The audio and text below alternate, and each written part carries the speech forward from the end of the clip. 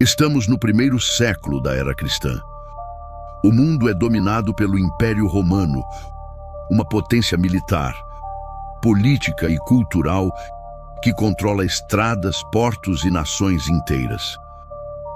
A Judéia vive sob ocupação estrangeira, marcada por tensões constantes, expectativas messiânicas frustradas e um profundo conflito religioso. Judeus e gentios vivem separados por tradições, leis e desconfianças antigas. E no meio desse cenário instável, nasce algo novo. Uma comunidade pequena, sem templos próprios, sem exércitos, sem influência política, mas com uma convicção que não pode ser contida. É nesse ponto exato que se inicia o livro de Atos dos Apóstolos.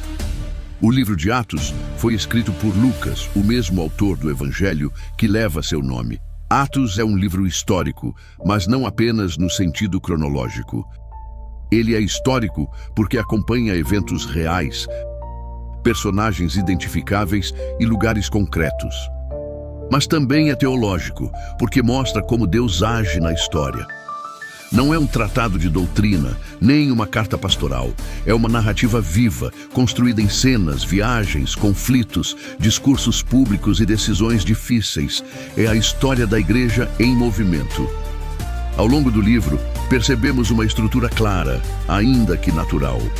A narrativa avança geograficamente, de Jerusalém para a Judéia, depois para a Samaria e, por fim, para os confins do mundo conhecido. No centro de tudo isso não está apenas a coragem dos apóstolos, nem a estratégia missionária, nem o crescimento numérico da igreja. O verdadeiro protagonista do livro é o Espírito Santo. Ele dirige, impulsiona, corrige, fortalece e surpreende. O livro de Atos começa exatamente onde o Evangelho termina, no período imediatamente posterior à ressurreição. Vamos para o capítulo 1 de Atos dos Apóstolos. Lucas abre o relato lembrando que depois de ressuscitar, Jesus continuou aparecendo aos discípulos. Durante 40 dias, ele se mostra vivo, fala com eles, come com eles e trata de um único assunto central: o reino de Deus. A ressurreição já aconteceu, mas o reino ainda precisa avançar no mundo. Em um desses encontros, Jesus dá uma instrução clara: os discípulos não devem se afastar de Jerusalém, eles precisam esperar. A promessa feita anteriormente pelo Pai ainda não se cumpriu. João batizou com água, mas eles serão batizados com o Espírito Santo dentro de poucos dias. Antes de qualquer movimento, antes de qualquer missão, há algo que precisa acontecer primeiro. Nesse momento, os discípulos fazem uma pergunta que revela suas expectativas. Eles querem saber se agora, finalmente, Jesus vai restaurar o reino a Israel. A resposta de Jesus não entra em detalhes sobre datas ou cronogramas. Ele corta o caminho da curiosidade e redefine completamente a prioridade. O tempo pertence ao Pai. O foco deles não deve estar em quando algo vai acontecer, mas no que eles devem fazer. Então, Jesus pronuncia as palavras que estruturam todo o livro de Atos. Eles receberão poder quando o Espírito Santo descer sobre eles. E esse poder terá um propósito muito específico. Eles serão testemunhas. Primeiro em Jerusalém, depois em toda a Judéia e Samaria, e por fim até os confins da terra. Não é apenas uma promessa, é um roteiro. A história que segue vai obedecer exatamente a esse movimento. Logo depois dessas palavras, a cena muda. Jesus é elevado aos céus diante dos discípulos. Enquanto eles observam, ele é encoberto por uma nuvem e desaparece de sua vista. Não há reação imediata. Eles ficam parados, olhando para o céu, tentando compreender o que acabou de acontecer. O ministério terreno de Jesus chegou ao fim. A presença visível se foi. A responsabilidade agora repousa sobre eles. Dois homens vestidos de branco surgem ao lado do grupo e quebram o silêncio. A pergunta é direta: por que eles estão ali, olhando para o céu? A mensagem é igualmente clara. Assim como Jesus subiu, ele voltará. Até lá, a história precisa seguir.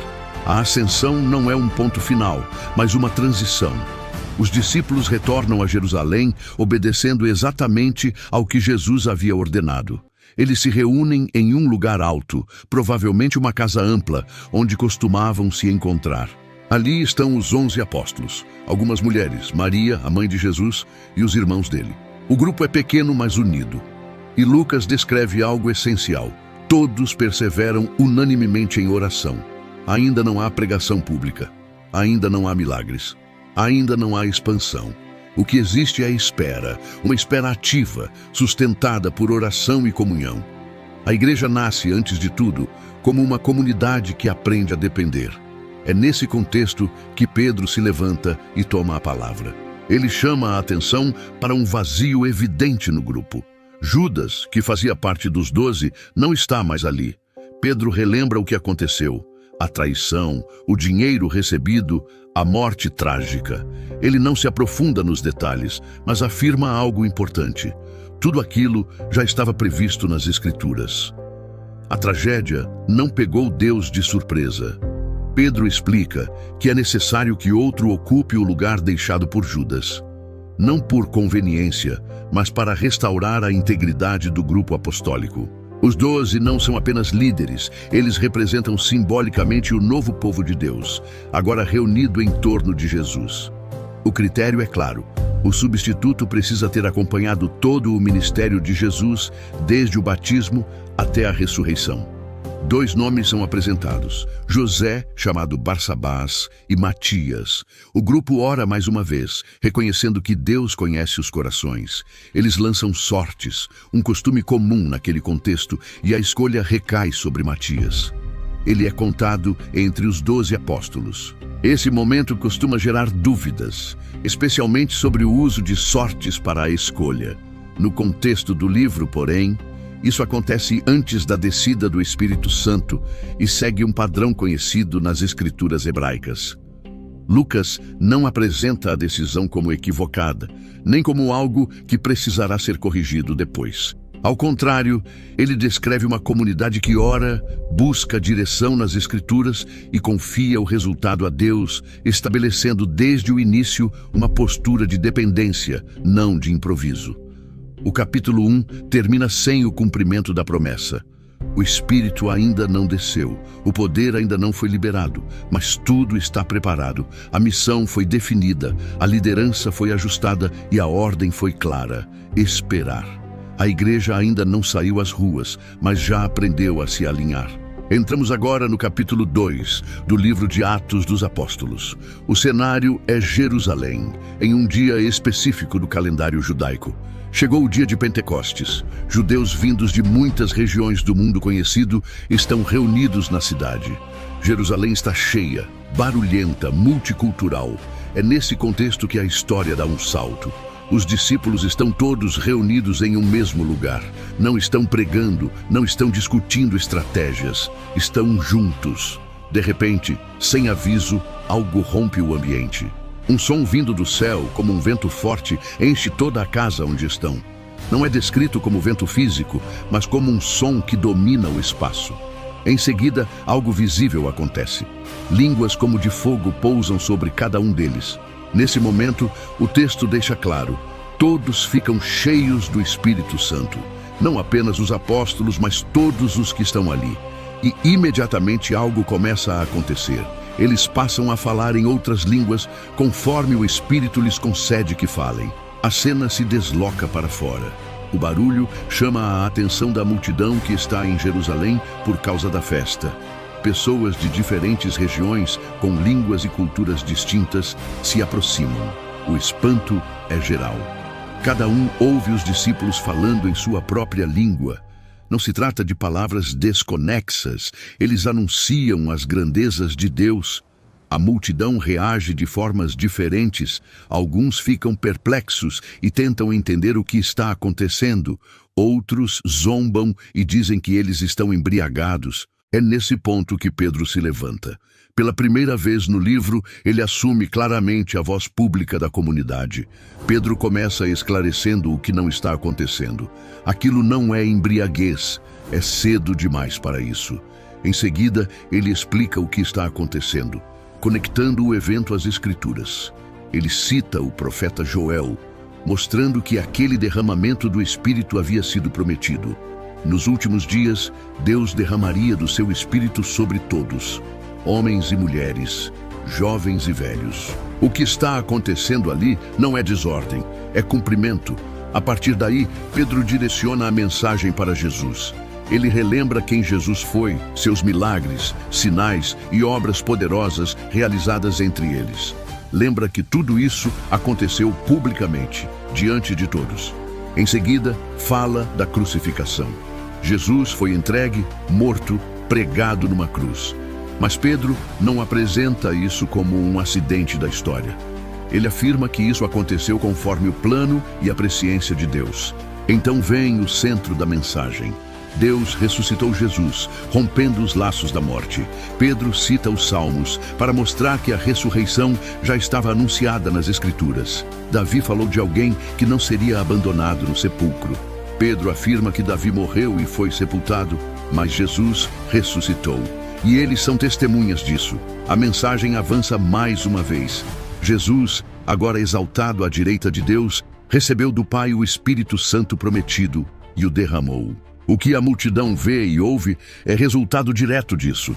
A conclusão é direta e pública. Deus fez Jesus, a quem eles crucificaram, Senhor e Cristo. A reação é imediata. O texto diz que eles ficam compungidos em seus corações. A pergunta surge naturalmente: o que devemos fazer? Pedro responde de forma clara: arrependam-se. Cada um seja batizado em nome de Jesus Cristo para perdão dos pecados e receberão o dom do Espírito Santo. A promessa não é restrita àquele momento. Ela se estende a todos os que o Senhor chamar. Nesse mesmo dia, cerca de 3.000 pessoas acolhem a mensagem e são batizadas. A igreja nasce publicamente, não como um grupo secreto, mas como uma comunidade visível. Lucas então descreve como essa nova comunidade passa a viver. Eles perseveram no ensino dos apóstolos, na comunhão, no partir do pão e nas orações. Sinais e prodígios acompanham os apóstolos. Há temor reverente entre o povo. Os que creram passam a compartilhar o que têm, cuidando uns dos outros. Reúnem-se no templo e também nas casas. Há alegria, simplicidade de coração e favor diante do povo. E a história não para ali. O Senhor acrescenta dia após dia aqueles que vão sendo salvos. A igreja não cresce por força humana, mas como resultado de uma ação contínua de Deus. Um ponto que costuma gerar confusão neste capítulo é o fenômeno das línguas. O texto deixa claro que, nesse momento específico, as línguas são idiomas reconhecíveis, compreendidos pela multidão presente. O foco do relato não está na experiência individual, mas no sinal público de que o Espírito rompe barreiras culturais e linguísticas, anunciando que a mensagem agora alcança todas as nações. O capítulo 2 encerra mostrando algo que se tornará padrão ao longo do livro. O Espírito age, a palavra é anunciada, pessoas respondem e uma comunidade viva se forma. O movimento começou e não há como contê-lo. Antes de continuarmos, eu quero te pedir algo de coração. Esse vídeo que você está assistindo teve horas de dedicação, de estudo e de oração para trazer a palavra de Deus com a clareza que você merece. E a melhor forma de você apoiar esse trabalho é com um simples comentário. Leva só alguns segundos. Quando você comenta, você me diz que todo esse esforço valeu a pena. E mais importante, você faz essa mensagem ser espalhada para mais pessoas. Então, se a palavra de Deus tem valor para você, comente agora mesmo. A palavra de Deus é maravilhosa e fiel. Obrigado pelo seu apoio. Vamos seguir em frente. Voltando ao livro. Avançamos agora pelos capítulos 3 a 5 do livro de Atos dos Apóstolos. A narrativa nos leva até um dos portões do templo, no horário da oração. Pedro e João sobem juntos, como muitos outros judeus faziam diariamente. À entrada, um homem coxo de nascença é colocado ali para pedir esmolas. Ele não espera nada além de algumas moedas, mas o encontro toma outro rumo. Pedro fixa os olhos nele e diz que não tem prata nem ouro. Em vez disso, oferece o que tem. Em nome de Jesus Cristo, o Nazareno, ele ordena que o homem se levante e ande. Imediatamente, os pés e tornozelos se fortalecem. O homem se levanta, anda, entra no templo e começa a saltar e louvar a Deus. A cena acontece diante de todos. A reação é imediata. As pessoas reconhecem aquele homem. Ele era conhecido, visto ali todos os dias. A cura pública provoca espanto, admiração e uma multidão se reúne ao redor dos apóstolos. O milagre não fica isolado. Ele cria um palco para a mensagem. Pedro então toma a palavra mais uma vez. Ele não aceita que a atenção fique nele ou em João.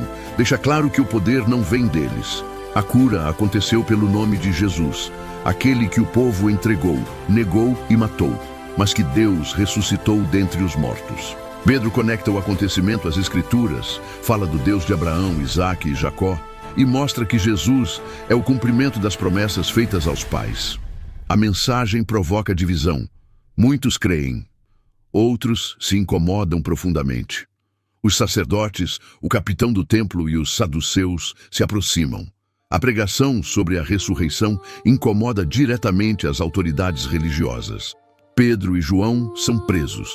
Pela primeira vez, a igreja enfrenta repressão oficial. No dia seguinte, eles são levados diante do conselho. As autoridades perguntam com que poder ou em nome de quem eles fizeram aquilo. Pedro responde com ousadia. Cheio do Espírito Santo, afirma que o homem foi curado em nome de Jesus Cristo, a quem eles crucificaram e a quem Deus ressuscitou. Ele declara que não há salvação em nenhum outro nome. Os líderes ficam perplexos. Reconhecem que Pedro e João são homens simples, sem formação rabínica formal. Ainda assim, percebem que estiveram com Jesus. Sem conseguir negar o milagre, tentam silenciá-los. Ordenam que não falem mais naquele nome. A resposta é direta. Eles afirmam que não podem deixar de falar do que viram e ouviram. Pedro e João são soltos e retornam à comunidade. A igreja não reage com medo nem com revolta. Eles se reúnem e oram. Não pedem proteção contra a perseguição, mas ousadia para continuar anunciando a palavra. O lugar onde estão treme e todos são novamente cheios do Espírito Santo. A missão segue adiante. Lucas então amplia o foco e descreve a vida interna da comunidade. Os que creem são unidos de coração e alma. Ninguém considera exclusivamente seu o que possui. A partilha real. Os apóstolos testemunham com grande poder a ressurreição do Senhor Jesus. E grande graça está sobre todos. Pessoas vendem propriedades e trazem os recursos para atender às necessidades da comunidade. É nesse contexto que surge um episódio grave. Ananias e Safira vendem uma propriedade, mas retêm parte do valor enquanto fingem entregar tudo. Pedro confronta a situação. O problema não está em guardar o dinheiro, mas em mentir, não aos homens, mas a Deus. Ambos caem mortos, e grande temor toma conta de toda a igreja. Esse episódio costuma causar estranhamento por sua severidade. O texto, porém, deixa claro que não se trata de punição por contribuição insuficiente, mas por falsidade deliberada dentro de uma comunidade marcada pela verdade e pela ação do Espírito. No início da história da igreja, esse acontecimento estabelece que a presença de Deus traz graça abundante, mas também santidade e responsabilidade. Apesar disso, a igreja continua crescendo. Muitos sinais e prodígios são feitos pelas mãos dos apóstolos. O povo os respeita e mais pessoas se unem à fé. O impacto agora é inegável. Doentes são levados às ruas. A oposição se intensifica.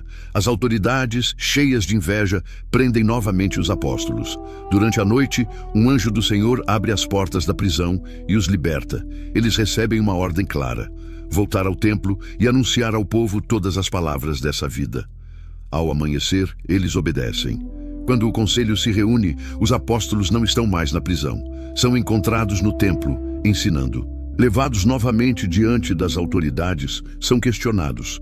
Pedro responde, afirmando que é necessário obedecer a Deus antes que aos homens. Eles são açoitados e advertidos mais uma vez. Mesmo assim, os apóstolos saem alegres por terem sido considerados dignos de sofrer pelo nome de Jesus. E o texto conclui afirmando que todos os dias, no templo e de casa em casa, eles não cessam de ensinar e anunciar que Jesus é o Cristo. O confronto está estabelecido. A fé já não pode ser ignorada nem confinada. A igreja cresce sob pressão, marcada por poder, verdade e coragem.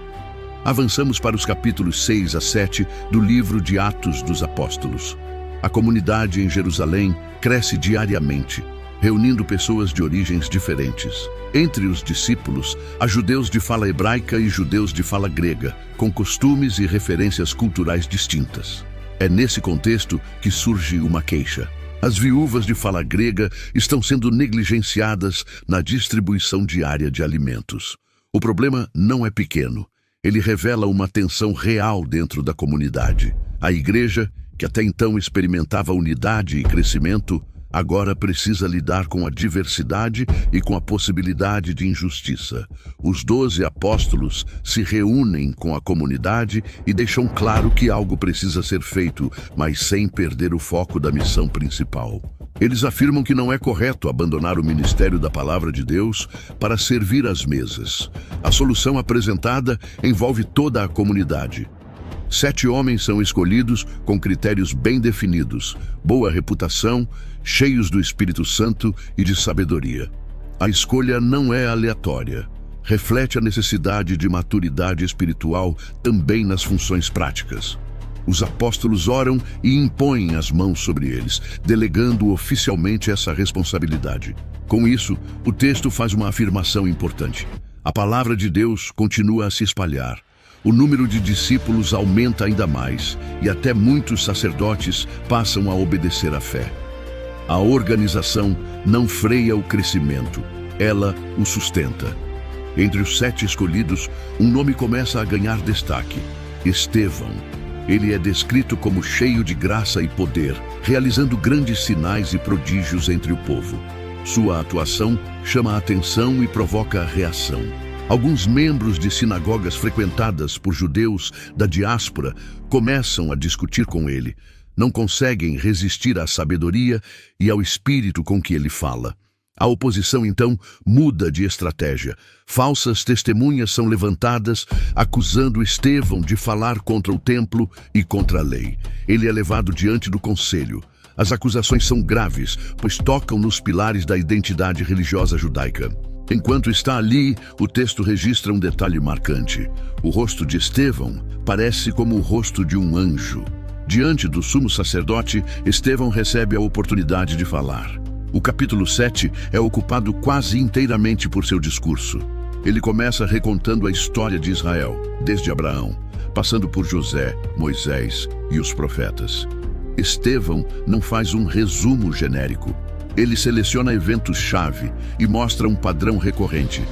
O povo de Israel frequentemente resiste aos enviados de Deus. Ele relembra como José foi rejeitado por seus irmãos, como Moisés foi inicialmente recusado pelo próprio povo e como Israel, mesmo após libertação e sinais, se voltou para a idolatria. O discurso avança mostrando que Deus nunca esteve limitado a um único lugar. Ele apareceu a Abraão fora da terra, esteve com José no Egito, falou com Moisés no deserto. O templo, embora importante, nunca foi capaz de conter a presença de Deus. A tensão cresce à medida que Estevão aproxima a história do presente. Ele afirma que os ouvintes seguem o mesmo padrão de seus antepassados. Resistiram ao Espírito Santo, perseguiram os profetas e agora traíram e mataram o justo. A acusação é direta. Eles receberam a lei, mas não a guardaram. A reação é imediata. Os membros do conselho ficam furiosos, rangem os dentes contra ele. Estevão, porém, cheio do Espírito Santo, fixa os olhos no céu e descreve o que vê. Ele vê a glória de Deus e Jesus em pé à direita de Deus. Ao mencionar isso, a fúria se intensifica. Para eles, aquilo é blasfêmia. O conselho interrompe o discurso. Estevão é arrastado para fora da cidade. As testemunhas deixam suas capas aos pés de um jovem chamado Saulo. Enquanto é apedrejado, Estevão ora. Ele pede que Jesus receba seu espírito e, em seguida, clama para que aquele pecado não seja imputado a eles. Então morre. O discurso de Estevão pode parecer, à primeira vista, apenas uma longa recapitulação histórica. No entanto, seu objetivo é mostrar que a rejeição a Jesus não foi um desvio isolado, mas a repetição de um padrão antigo, a resistência contínua à ação de Deus. Ao deslocar o foco do templo para a presença viva de Deus e ao afirmar que Jesus está exaltado, Estevão confronta diretamente o centro do poder religioso de seu tempo. Com a morte de Estevão, algo muda definitivamente. A perseguição deixa de ser pontual e se torna mais ampla. O primeiro mártir marca uma virada na história do livro. A igreja, até então concentrada em Jerusalém, está prestes a ser espalhada. Entramos nos capítulos 8 a 9 do livro de Atos dos Apóstolos. O texto começa descrevendo um cenário novo. Uma grande perseguição se levanta contra a igreja em Jerusalém. Muitos discípulos são forçados a deixar a cidade e se dispersam pelas regiões da Judéia e da Samaria. Os apóstolos, porém, permanecem. A comunidade se fragmenta geograficamente, mas a mensagem não se perde. Pelo contrário, ela começa a avançar. Entre os que se espalham está Filipe. Ele desce à cidade de Samaria e passa a anunciar o Cristo. A reação é imediata.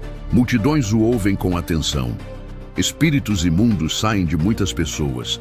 Paralíticos e coxos são curados. E o texto registra algo significativo. A grande alegria naquela cidade. A fé, que até então estava concentrada em Jerusalém, agora alcança um povo historicamente desprezado pelos judeus. Na Samaria, surge também a figura de Simão, conhecido como mago, alguém que antes impressionava o povo com práticas mágicas.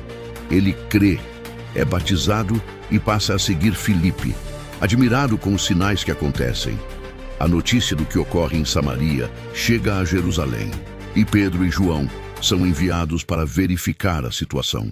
Ao chegarem, percebem que os samaritanos haviam recebido a palavra de Deus, mas ainda não haviam experimentado o derramamento do Espírito Santo como em Jerusalém. Pedro e João oram por eles, impõem as mãos, e o Espírito Santo vem sobre a comunidade. A igreja se firma ali, confirmando que o Evangelho também pertence a Samaria. Simão, ao ver que o Espírito é concedido pela imposição de mãos dos apóstolos, oferece dinheiro, tentando adquirir esse poder. Pedro o repreende severamente, chamando-o ao arrependimento. A narrativa deixa claro que a fé cristã não pode ser reduzida a troca, manipulação ou controle espiritual. Esse episódio costuma gerar dúvidas sobre a recepção do Espírito Santo. O texto não estabelece um padrão fixo para todos os tempos, mas descreve um momento específico da expansão da igreja. Aqui, a vinda do Espírito por meio dos apóstolos confirma publicamente que os samaritanos são plenamente incluídos na comunidade da fé, superando uma divisão histórica profunda entre judeus e samaritanos. A narrativa então acompanha Filipe novamente. Um anjo do Senhor o orienta a seguir por uma estrada deserta. Ali, ele encontra um oficial etíope responsável pelos tesouros da rainha. O homem lê o profeta Isaías, mas não compreende o texto. Filipe se aproxima, explica a escritura e anuncia Jesus a partir daquele trecho. O oficial crê, pede para ser batizado e segue seu caminho cheio de alegria. Filipe é levado pelo Espírito para outra região, e a mensagem continua se espalhando. Enquanto isso, o foco da história muda bruscamente. O texto apresenta Saulo. Ele surge como alguém que ainda respira ameaças e morte contra os discípulos do Senhor. Vai de casa em casa, prende homens e mulheres e busca autorização para perseguir seguidores de Jesus, também fora de Jerusalém. Agora, seu alvo é Damasco. No caminho, algo interrompe a jornada. Uma luz vinda do céu envolve Saulo. Ele cai por terra e ouve uma voz chamando seu nome. A pergunta é direta: por que ele está perseguindo? Saulo pergunta quem fala com ele e a resposta é clara: é Jesus a quem ele persegue. A perseguição aos discípulos é apresentada como perseguição ao próprio Cristo. Saulo se levanta, mas está cego. É conduzido a Damasco, onde permanece por 3 dias, sem ver, sem comer e sem beber. Enquanto isso, o Senhor fala com Ananias, um discípulo da cidade. Ele recebe uma ordem difícil: ir até Saulo. Ananias hesita, pois conhece a reputação daquele homem. Mesmo assim, obedece. Ananias entra na casa, impõe as mãos sobre Saulo e anuncia que Jesus o enviou para que recupere a visão e seja cheio do Espírito Santo. Algo como escamas cai dos olhos de Saulo. Ele volta a ver, levanta-se e é batizado. A transformação começa imediatamente. Saulo passa a anunciar Jesus nas sinagogas, afirmando que ele é o Filho de Deus. Os que o ouvem ficam perplexos. Aquele que antes perseguia, agora proclama. A oposição não demora a surgir. Há planos para matá-lo. E os discípulos o ajudam a fugir da cidade, descendo-o num cesto por uma abertura do muro. Saulo segue para Jerusalém, mas ali enfrenta outro obstáculo. Os discípulos têm medo dele. Não acreditam em sua conversão. Barnabé intervém, apresenta Saulo aos apóstolos e relata o que aconteceu no caminho e em Damasco. Saulo passa a circular entre eles, pregando com ousadia. Novamente, a oposição cresce e ele é enviado para longe, rumo à sua terra natal. O capítulo 9 encerra com uma pausa significativa. As igrejas por toda a Judéia, Galiléia e Samaria têm paz. São edificadas, vivem no temor do Senhor e crescem com o auxílio do Espírito Santo. A perseguição não destruiu a igreja, ela a espalhou. O perseguidor não venceu, foi transformado. Avançamos agora pelos capítulos 10 a 12 do livro de Atos dos Apóstolos. A narrativa se desloca para a cidade de Cesareia, sede administrativa romana. Ali vive Cornélio, um centurião do exército romano. Ele não é judeu, mas é descrito como piedoso, temente a Deus, generoso com os necessitados e constante em oração. Mesmo assim, ele permanece fora dos limites religiosos do judaísmo. Em uma de suas orações, Cornélio tem uma visão. Um anjo de Deus aparece e chama seu nome. Ele é instruído a enviar mensageiros a Jope para buscar Simão, chamado Pedro. O texto não explica tudo naquele momento, apenas mostra que algo está sendo preparado. Enquanto os mensageiros seguem viagem, a narrativa se desloca para Jope. Pedro sobe ao terraço da casa onde está hospedado para orar. É por volta da hora sexta. Ele sente fome e, nesse estado, tem uma visão. Um objeto semelhante a um grande lençol desce do céu, contendo todo tipo de animal, inclusive aqueles considerados impuros pela lei judaica. Uma voz ordena que ele se levante, mate e coma. Pedro reage imediatamente. Ele se recusa, afirmando que nunca comeu nada comum ou impuro. A voz responde dizendo que ele não deve chamar de impuro aquilo que Deus purificou. Essa cena se repete 3 vezes e o lençol é recolhido ao céu. Pedro fica perplexo, tentando entender o significado da visão. Nesse exato momento, os mensageiros enviados por Cornélio chegam à casa. O Espírito orienta Pedro a descer e ir com eles, sem hesitar. No dia seguinte, Pedro parte para Cesareia, acompanhado de alguns irmãos. Ao chegar, encontra Cornélio reunido com parentes e amigos próximos, todos esperando ouvir o que Deus tem a dizer. Cornélio relata sua visão. Pedro, então, começa a compreender o que está acontecendo. Ele afirma algo que muda o rumo da história. Deus não faz acepção de pessoas. Em qualquer nação, aquele que o teme e pratica a justiça lhe é aceitável. Pedro passa a anunciar Jesus, falando de sua vida, morte e ressurreição e afirmando que todo aquele que crê recebe perdão dos pecados por meio dele. Enquanto Pedro ainda fala, algo acontece. O Espírito Santo desce sobre todos os que ouvem a palavra. Eles passam a falar em línguas e a engrandecer a Deus. Os judeus que acompanharam Pedro ficam admirados. O mesmo dom concedido em Jerusalém agora é derramado sobre gentios.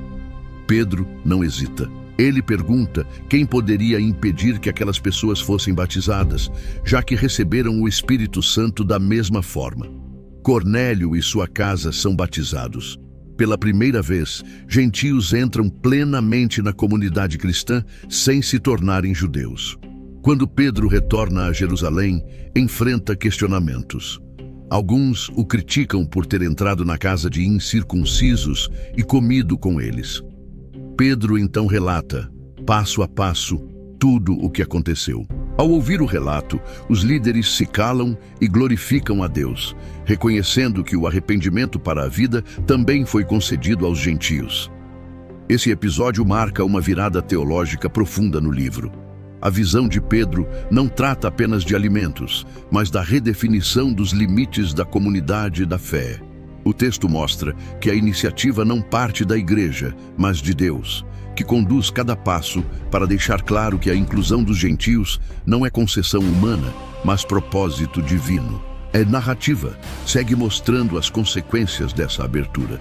Os discípulos dispersos pela perseguição começam a anunciar o evangelho também aos gentios. Em Antioquia, muitos creem e uma nova comunidade floresce.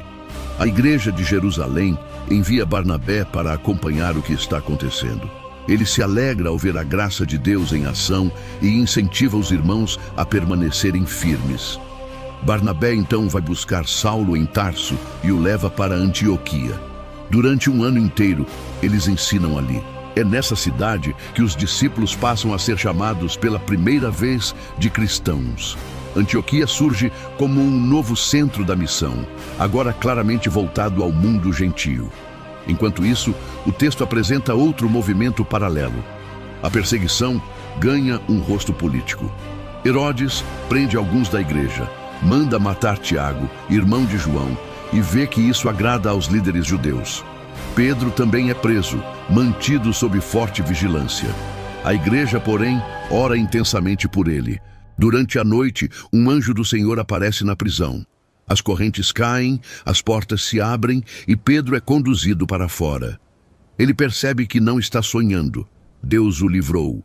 Herodes, mais tarde, é julgado por sua arrogância e morre de forma repentina, enquanto a palavra de Deus continua crescendo e se multiplicando. O contraste é claro. Governantes surgem e caem. Prisões se fecham e se abrem. Mas a mensagem segue avançando, agora sem barreiras étnicas, religiosas ou culturais. Chegamos aos capítulos 13 a 16 do livro de Atos dos Apóstolos. A cena se abre em Antioquia, a cidade que se tornou o novo centro da igreja. Ali, profetas e mestres estão reunidos, jejuando e servindo ao Senhor. Em meio a esse ambiente, o Espírito Santo fala. Barnabé e Saulo devem ser separados para uma obra específica. A igreja ora, impõe as mãos e os envia. Não há pressa nem improviso. A missão começa a partir da comunhão e da direção divina. Eles seguem primeiro para Chipre. Atravessam a ilha anunciando a palavra de Deus nas sinagogas. Em Pafos, encontram um governador romano interessado em ouvir a mensagem, mas também enfrentam oposição direta de um homem que tenta impedir a fé. Paulo o confronta publicamente, e o episódio termina com o governador crendo. A narrativa registra algo sutil, mas importante. A liderança de Paulo começa a se destacar, e seu nome passa a ser usado de forma predominante. A viagem continua rumo ao interior da Ásia Menor. Em Antioquia da Pisídia, Paulo entra na sinagoga e é convidado a falar. Seu discurso percorre a história de Israel, conduzindo o ouvinte até Jesus. Ele anuncia que, por meio da ressurreição, o perdão dos pecados agora é oferecido a todos os que creem. Muitos se interessam, especialmente gentios tementes a Deus. No sábado seguinte, quase toda a cidade se reúne para ouvir a mensagem. A reação das lideranças judaicas é de inveja e oposição.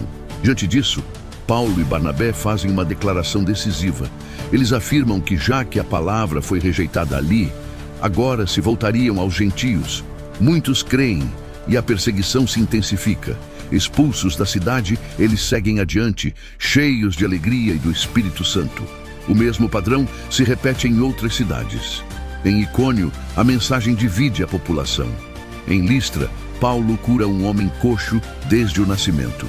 A reação da multidão é confusa. Eles acreditam que os deuses desceram em forma humana.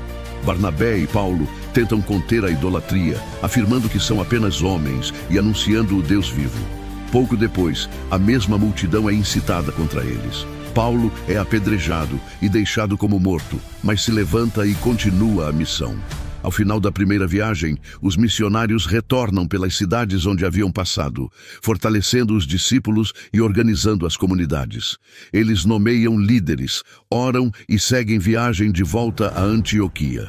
Ao chegar, relatam tudo o que Deus havia feito e como abrira a porta da fé aos gentios. A missão foi bem sucedida, mas levantou uma questão profunda. Alguns homens vindos da Judéia começam a ensinar que os gentios precisam ser circuncidados para serem salvos.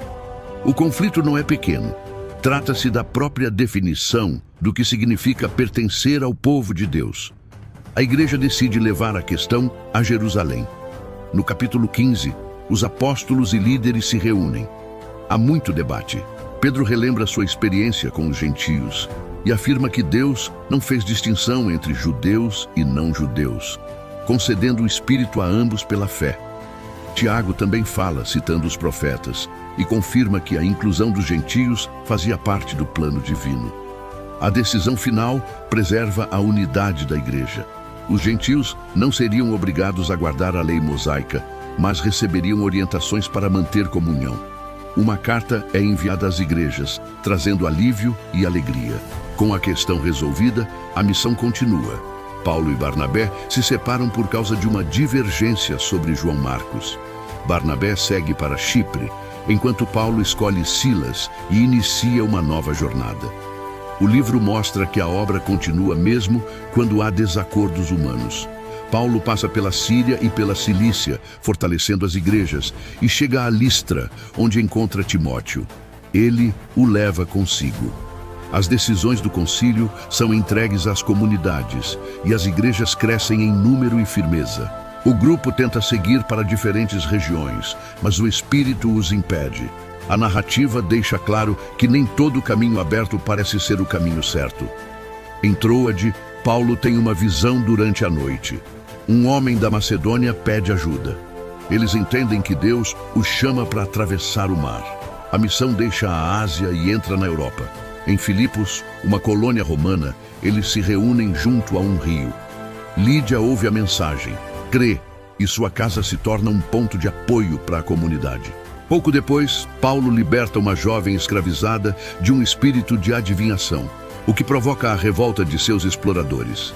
Paulo e Silas são presos, açoitados e lançados na prisão. Durante a noite, eles oram e cantam. Um terremoto abala a prisão. As portas se abrem, mas eles não fogem. O carcereiro, desesperado, pergunta o que precisa fazer para ser salvo.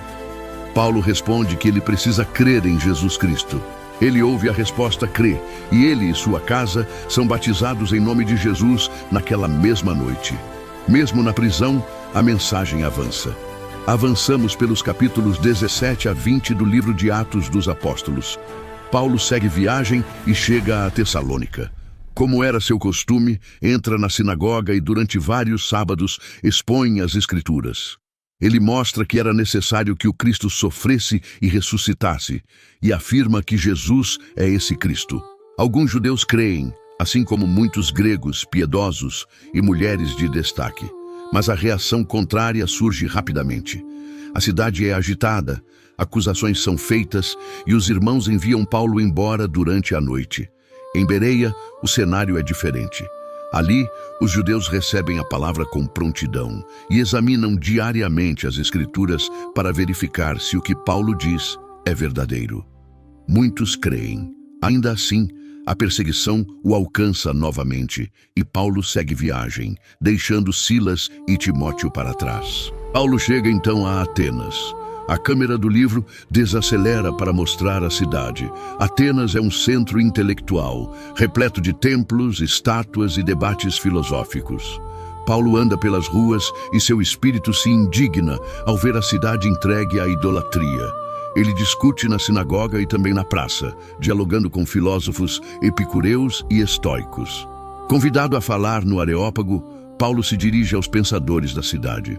Ele não começa citando a lei ou os profetas, mas parte de algo que eles conhecem, um altar dedicado ao Deus desconhecido. A partir dali, anuncia o Deus Criador, que não habita em templos feitos por mãos humanas e não depende do culto humano. Ele afirma que Deus chama todos ao arrependimento, pois estabeleceu um dia em que julgará o mundo com justiça, por meio de um homem que ressuscitou dentre os mortos. A reação é dividida. Alguns zombam ao ouvir falar de ressurreição. Outros demonstram interesse. Alguns creem. A narrativa mostra que o Evangelho entra em diálogo com a filosofia, mas não se molda a ela. A mensagem permanece firme, mesmo quando é rejeitada. Paulo deixa Atenas e segue para Corinto. Aqui, o livro se detém mais tempo. Corinto é uma cidade estratégica, comercial, diversa e moralmente complexa. Paulo encontra Áquila e Priscila, trabalha com eles e passa a ensinar. Primeiro na sinagoga, depois entre os gentios. A oposição cresce, mas Deus fala com Paulo em visão, encorajando-o a continuar, pois há muitas pessoas naquela cidade. Paulo permanece em Corinto por cerca de 1 ano e meio. Uma igreja se estabelece ali. Quando ele é levado diante do tribunal romano, o governador se recusa a julgar a questão, entendendo que se trata de disputas internas do judaísmo. A narrativa mostra que, mesmo diante do poder romano, a mensagem segue adiante sem ser silenciada. Depois disso, Paulo inicia uma nova etapa da viagem. Passa por Éfeso rapidamente e promete retornar. Ao fazê-lo, no capítulo 19, a história entra em um de seus períodos mais longos e intensos. Paulo permanece em Éfeso por cerca de 3 anos. Ele ensina diariamente e a palavra se espalha por toda a região da Ásia. Em Éfeso, o confronto é direto. Milagres extraordinários acontecem. Pessoas abandonam práticas mágicas e queimam publicamente seus livros. A transformação espiritual gera impacto econômico. Um ourives, chamado Demétrio, percebe que o comércio de imagens da deusa Ártemis está ameaçado. Ele incita a população e a cidade entra em confusão. O teatro se enche de gente gritando. O poder econômico, religioso e cultural se sente atacado. A situação só é controlada quando um oficial da cidade intervém, afirmando que não há base legal para aquela revolta. Mais uma vez, o livro mostra que o evangelho não apenas transforma indivíduos, mas confronta estruturas inteiras. Após esse episódio, Paulo segue viagem pela Macedônia e pela Grécia, fortalecendo as igrejas. Em Troade, durante uma longa reunião, um jovem chamado Eutico adormece, cai da janela e morre. Paulo desce, o abraça e o jovem volta à vida. A caminhada continua. O capítulo 20 conduz a narrativa para um momento mais silencioso e profundamente humano. Em Mileto, Paulo convoca os presbíteros de Éfeso. Ele relembra seu ministério entre eles, fala de suas lutas, de sua fidelidade e do cuidado com a igreja. Também faz um alerta: lobos virão e eles precisam vigiar o rebanho. Paulo afirma que segue agora para Jerusalém, sem saber exatamente o que o espera, mas consciente de que prisões e sofrimentos o aguardam. Ele declara que não considera sua vida preciosa para si mesmo, desde que complete a missão recebida. A despedida é marcada por lágrimas, abraços e silêncio. Eles sabem que não o verão novamente. Entramos agora nos capítulos 21 a 23 do livro de Atos dos Apóstolos. Paulo chega a Jerusalém e é recebido pelos irmãos com alegria. No dia seguinte, encontra-se com Tiago e com os presbíteros. Ele relata tudo o que Deus fez entre os gentios por meio de seu ministério. Eles glorificam a Deus, mas também expõem uma preocupação. Muitos judeus que creram continuam zelosos da lei e ouviram rumores de que Paulo estaria ensinando os judeus da diáspora a abandonarem Moisés. Para evitar conflitos, sugerem que Paulo participe de um ritual no templo, mostrando respeito pela lei. Paulo aceita. Ele entra no templo, seguindo os dias de purificação. Por um momento, tudo parece sob controle. Mas, quando os dias estão quase completos, judeus vindos da Ásia o reconhecem. A cena se transforma rapidamente. Eles gritam, acusando Paulo de ensinar contra o povo, a lei e o templo. Afirmam que ele teria introduzido gentios no recinto sagrado. A multidão se agita. Paulo é arrastado para fora do templo e as portas são fechadas. O texto descreve uma tentativa clara de linchamento. A notícia chega ao comandante romano da guarnição. Soldados descem correndo e intervêm. Paulo é preso, não por crime comprovado, mas para impedir que seja morto. Algemado, ele é levado para a fortaleza Antônia. A multidão grita acusações confusas e o comandante não consegue entender o que realmente aconteceu. Quando estão prestes a levá-lo para dentro da fortaleza, Paulo pede permissão para falar ao povo. O comandante permite. Do alto das escadas, Paulo faz sinal com a mão e o tumulto se acalma. Ele começa a falar em hebraico. Paulo se apresenta como judeu, nascido em Tarso, educado aos pés de Gamaliel. Ele relembra seu zelo pela lei e sua perseguição aos seguidores do caminho. Em seguida, narra sua experiência no caminho para Damasco, a luz intensa, a voz que o chama pelo nome e o encontro com Jesus. Ele conta como foi enviado aos gentios por ordem divina.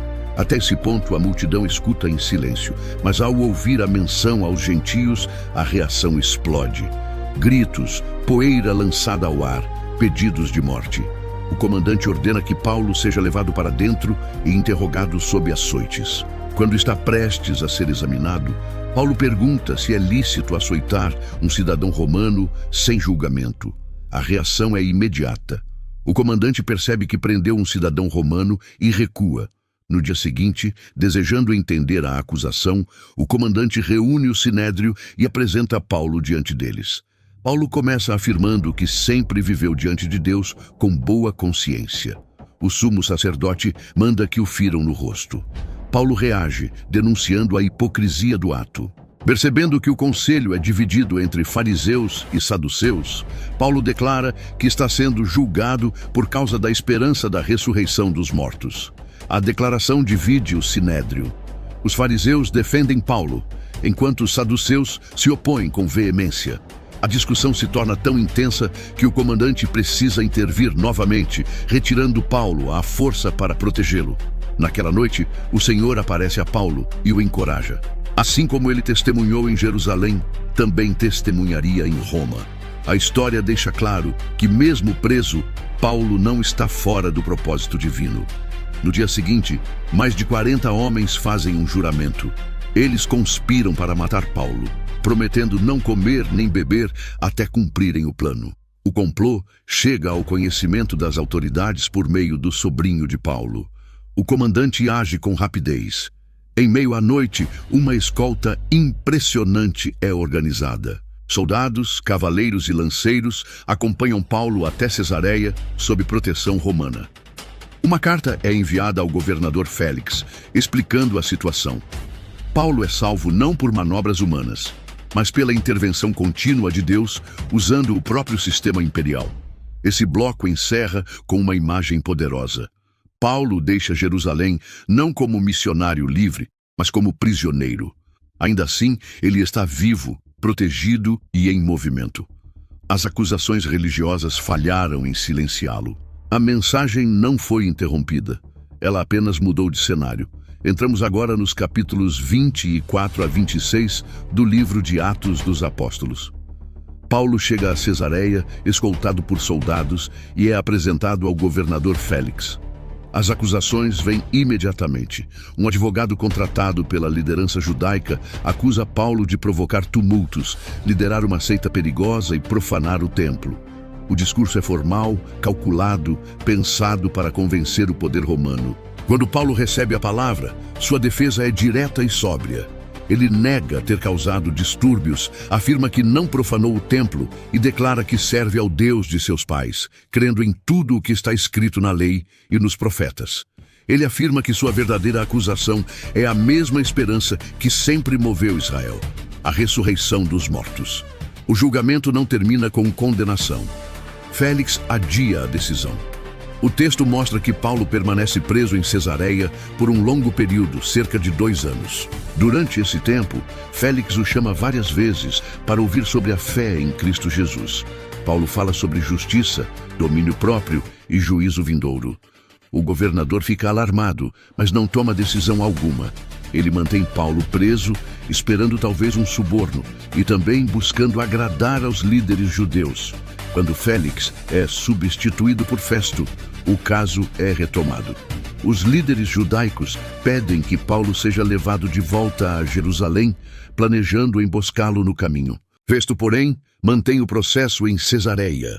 Diante do tribunal, Paulo novamente afirma sua inocência. Ele declara que não cometeu nenhum crime contra a lei dos judeus, contra o templo ou contra César. Percebendo a fragilidade das acusações e buscando uma saída política, Festo pergunta se Paulo aceita ser julgado em Jerusalém. Paulo responde de forma decisiva. Ele afirma estar diante do tribunal de César, onde deveria ser julgado. E então faz algo que muda o rumo da narrativa. Apela para César. Como cidadão romano, esse direito lhe é garantido. Festo consulta o conselho e confirma: Paulo será enviado a Roma. Antes da viagem, porém, ocorre um dos momentos mais intensos do livro. O rei Agripa e sua irmã Berenice chegam a Cesareia. Festo apresenta o caso, admitindo que não encontrou crime algum digno de morte ou prisão. Agripa demonstra interesse em ouvir Paulo. A audiência é preparada com grande pompa. Autoridades militares e líderes da cidade se reúnem. Paulo entra algemado, mas o contraste é claro. Embora prisioneiro, ele domina a cena. Agripa lhe concede permissão para falar, e Paulo começa seu testemunho. Ele se dirige ao rei com respeito, reconhecendo seu conhecimento das tradições judaicas. Paulo relembra sua vida anterior, seu zelo como fariseu e sua perseguição aos seguidores de Jesus. Em seguida, narra sua experiência no caminho para Damasco, a luz do céu, a voz que o chamou pelo nome e a missão recebida. Abrir os olhos dos gentios, para que se voltem das trevas para a luz. Paulo afirma que não foi desobediente à visão celestial. Ele anuncia arrependimento, conversão e obras dignas dessa mudança de vida. Sua mensagem culmina na ressurreição de Jesus, apresentada não como novidade estranha, mas como cumprimento das promessas feitas pelos profetas. Festo interrompe o discurso, dizendo que Paulo está louco, que muito estudo o levou à insanidade. Paulo responde com firmeza. Ele afirma que suas palavras são verdadeiras e sensatas. Volta-se então diretamente a Agripa e pergunta se ele crê nos profetas. A pergunta ecoa no salão. Agripa responde dizendo que, por pouco, Paulo quase o persuade a se tornar cristão. Paulo replica que desejaria que não apenas Agripa, mas todos ali presentes, se tornassem como ele é, exceto pelas algemas. A cena é poderosa. O prisioneiro não pede absolvição, ele oferece fé. A audiência termina sem sentença condenatória. Agripa, Festo e os demais concordam que Paulo nada fez digno de morte ou prisão. Reconhecem que ele poderia ter sido solto se não tivesse apelado para César. Mas a decisão já está tomada. O caminho agora aponta para Roma. Esse bloco revela um ponto central do livro. O sistema político romano, pensado para manter ordem e poder, acaba sendo usado como instrumento para proteger Paulo e levar o evangelho a lugares onde dificilmente chegaria de outra forma. As acusações religiosas se desfazem diante da lei imperial, e cada julgamento se transforma em púlpito. Paulo não muda sua mensagem conforme o público. Diante de governadores ou reis, ele proclama a mesma esperança que anunciou nas sinagogas e nas praças. A narrativa mostra coerência absoluta entre sua fé, sua história e sua missão. O prisioneiro segue adiante, não como vítima do sistema, mas como testemunha dentro dele. O livro deixa claro que, mesmo algemado, Paulo não está fora do plano de Deus. Ele está exatamente onde deveria estar. A história avança mais uma vez, e agora o cenário se abre para o mar. Depois de audiências, julgamentos e decisões políticas, Paulo inicia a etapa final de sua longa jornada. O destino é Roma, o coração do império. Ele não viaja como missionário livre, mas como prisioneiro. Ainda assim, o livro deixa claro que a missão continua em movimento. Entramos agora no capítulo 27 do livro de Atos dos Apóstolos, acompanhando o início da viagem marítima de Paulo rumo à Itália. Ele é colocado sob custódia de um centurião chamado Júlio, junto com outros prisioneiros.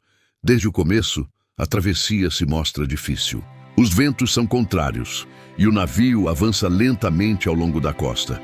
A narrativa faz questão de registrar detalhes da navegação. O texto menciona portos, direções do vento, decisões técnicas. Nada disso é acidental. Lucas descreve a viagem com precisão, permitindo que o espectador sinta o ritmo lento, a tensão crescente e a sensação de vulnerabilidade em alto mar. Após passarem por Sidom, onde Paulo recebe permissão para visitar amigos e ser cuidado por eles, o navio segue com dificuldade ao longo da costa da Cilícia e da Panfilha. Chegam então a Mirra, na Lícia, onde encontram um navio alexandrino que seguia para a Itália. A tripulação troca de embarcação e a viagem continua. Os dias passam e o avanço é lento. O texto diz que a navegação se torna perigosa, pois já havia passado o tempo adequado para viagens seguras no Mediterrâneo. Chegam a um lugar chamado Bons Portos, perto da cidade de Lazéia. Ali, a viagem é interrompida para a decisão. É nesse momento que Paulo se manifesta. Ele observa a situação e faz um alerta claro. Paulo afirma que continuar a viagem traria prejuízo e grande perda, não apenas da carga e do navio, mas também de vidas. Sua advertência não vem como revelação mística explícita, mas como discernimento atento à realidade. A reação é reveladora. O centurião dá mais crédito ao piloto e ao proprietário do navio do que a Paulo. Além disso, o porto não parecia adequado para passar o inverno. A maioria decide seguir viagem, esperando alcançar um local melhor. A decisão é técnica, econômica e prática. A voz de Paulo é ignorada. Pouco depois, um vento suave começa a soprar. A tripulação acredita que seus planos darão certo. Eles levantam âncora e seguem de perto a costa de Creta. Por um breve momento, tudo parece confirmar a escolha feita. Mas a mudança vem rapidamente. Um vento forte, descrito como um tufão, desce da ilha e atinge o navio com violência. A embarcação perde o controle. Não conseguem mais enfrentá-lo de frente. O navio passa a ser arrastado. A narrativa se torna intensa. A tripulação usa todos os recursos disponíveis para tentar salvar a embarcação. Amarram o casco, lançam a carga ao mar, depois parte do equipamento. O texto descreve dias sem sol nem estrelas, enquanto a tempestade continua implacável. Toda esperança de salvação começa a desaparecer. O medo domina o ambiente. Marinheiros experientes, soldados romanos e prisioneiros compartilham a mesma insegurança. A natureza se impõe de forma absoluta. O mar não respeita hierarquia, experiência nem autoridade. Nesse ponto, Paulo se levanta novamente. Ele lembra a todos que havia alertado sobre o perigo. Mas suas palavras não vêm carregadas de reprovação. Elas vêm acompanhadas de encorajamento. Paulo pede que tenham coragem. Ele afirma que, embora o navio se perca, nenhuma vida será perdida. Aqui surge um ponto importante para a compreensão da narrativa. Embora Paulo esteja preso e sem autoridade formal, ele passa a assumir uma liderança moral e espiritual. O texto mostra que, em meio ao caos, a voz que antes foi ignorada agora se torna referência. Não porque Paulo controla a situação, mas porque confia em algo maior do que a situação. O capítulo encerra esse bloco com a tempestade ainda em curso. O navio segue à deriva, a noite se estende, o mar continua ameaçador. O espectador é deixado em suspensão, sentindo o peso da decisão tomada, a força da natureza e a fragilidade humana diante do imprevisível. Seguimos no capítulo 27 do livro de Atos dos Apóstolos, agora acompanhando os acontecimentos desde o auge da tempestade até o naufrágio. O texto descreve dias inteiros sem sol e sem estrelas. A tripulação perde qualquer referência de direção. O mar dita o ritmo. A fome se instala. A esperança começa a se esvair. É então que Paulo se levanta no meio daquele caos. Ele não fala como prisioneiro nem como passageiro desesperado. Ele fala com clareza.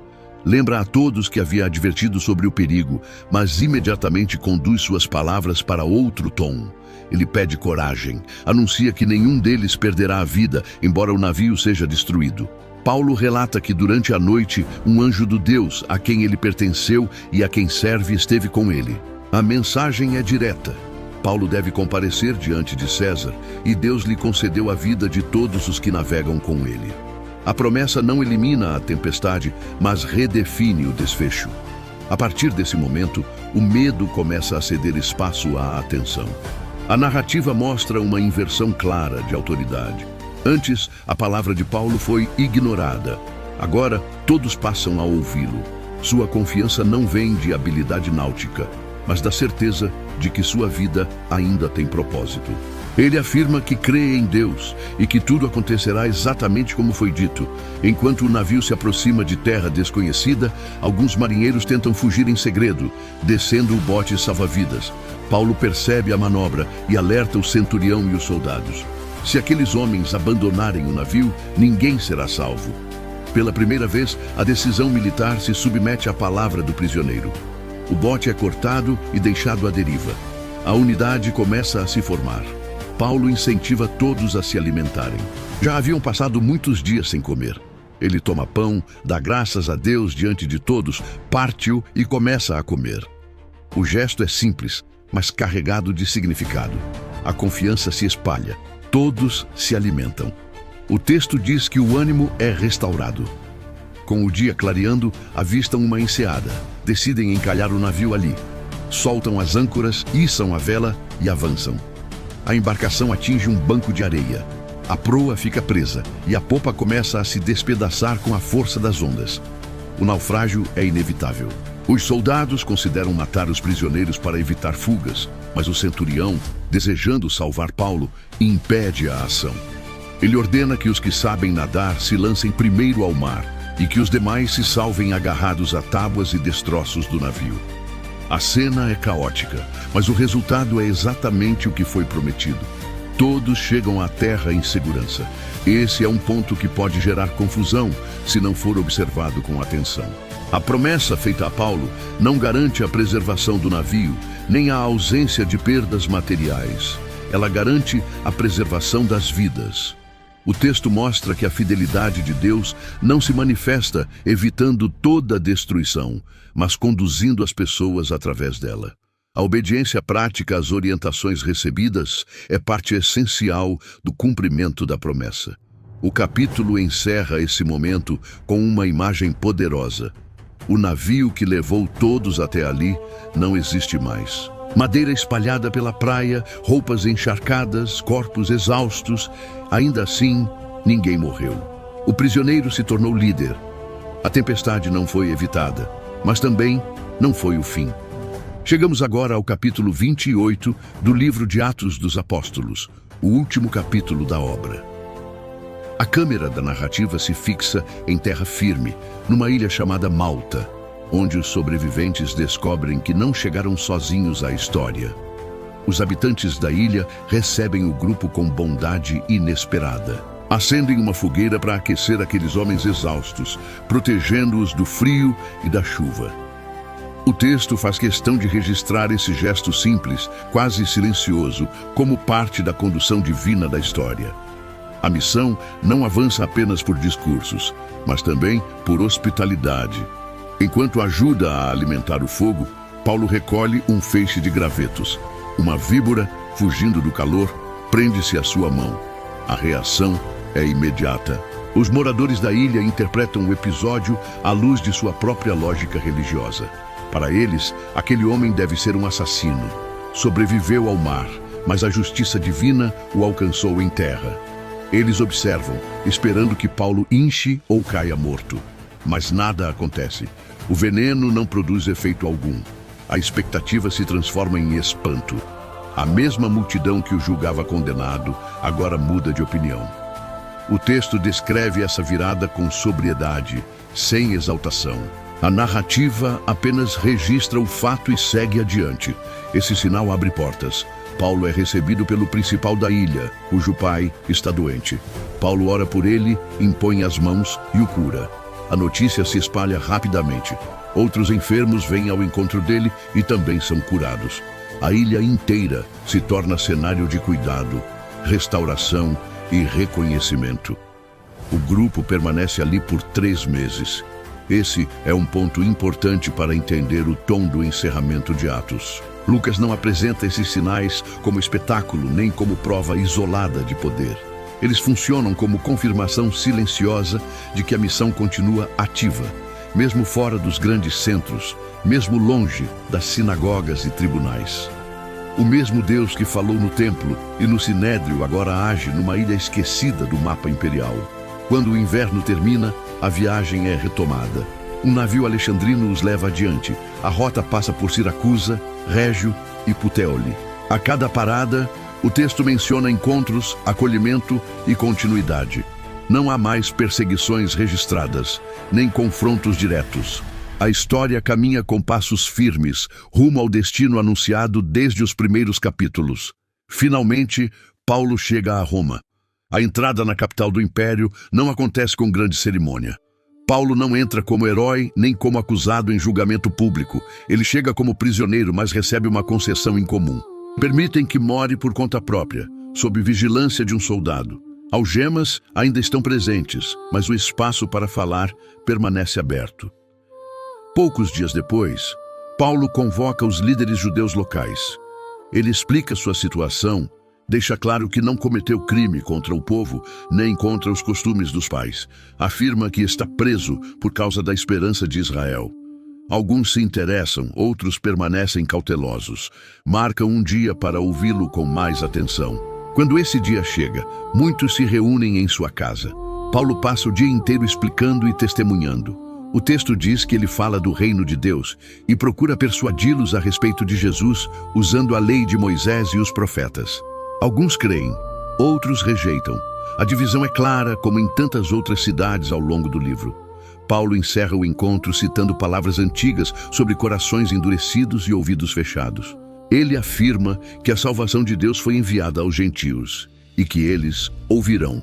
Não há explosão de conflito, nem prisão adicional, nem expulsão. Apenas silêncio e afastamento gradual. O livro caminha então para suas últimas linhas. Lucas registra que Paulo permanece 2 anos inteiros naquela casa alugada. Ele recebe todos os que o procuram, ensina, anuncia o reino de Deus e fala a respeito do Senhor Jesus Cristo com toda a liberdade, sem impedimento algum. Essa frase final é cuidadosamente escolhida. Paulo continua preso.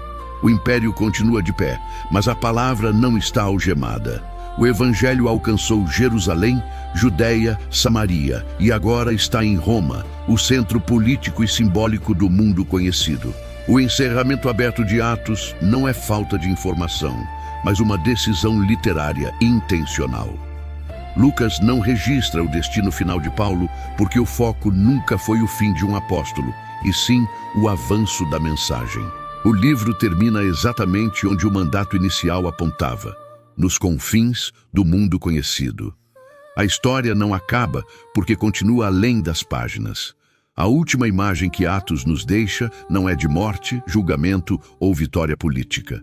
É a de um homem ensinando, recebendo pessoas, falando livremente sobre Jesus no coração do império que antes tentara silenciá-lo. O evangelho chegou onde parecia impossível, não pela força das armas, mas pela fidelidade ao longo do caminho. Assim, chegamos ao fim da nossa jornada pelo livro de Atos dos Apóstolos. Se você chegou até aqui, você não apenas ouviu uma história antiga, você acompanhou o nascimento de algo que ainda está vivo.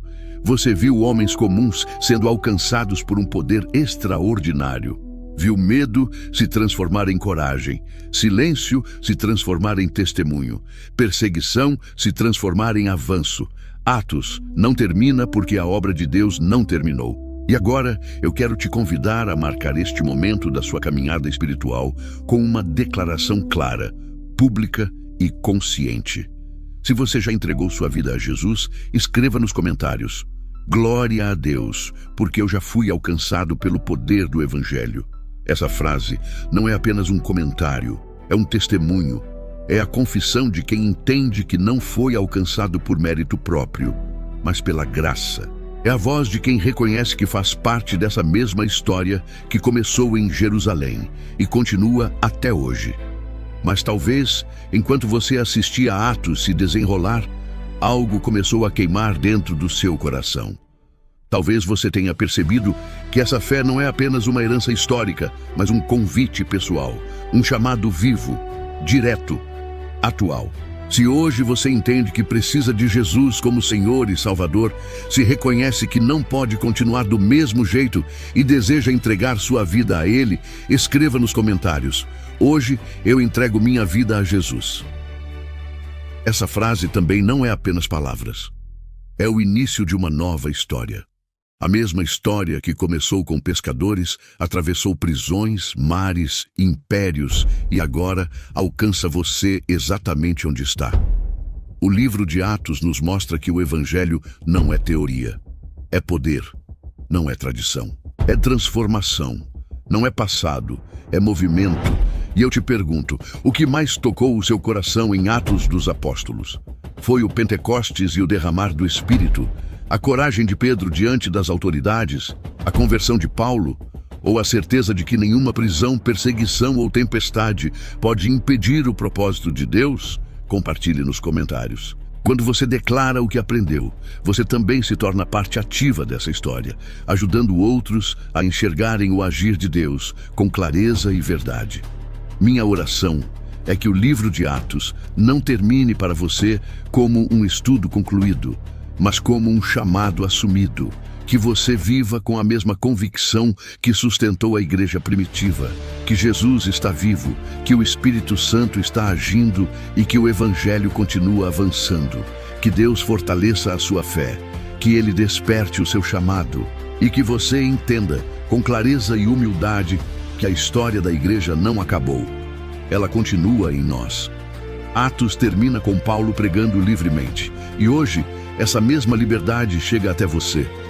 A palavra de Deus continua viva, o Espírito continua em movimento, e a graça, sempre a graça, continua chamando pessoas para a vida eterna em Cristo Jesus.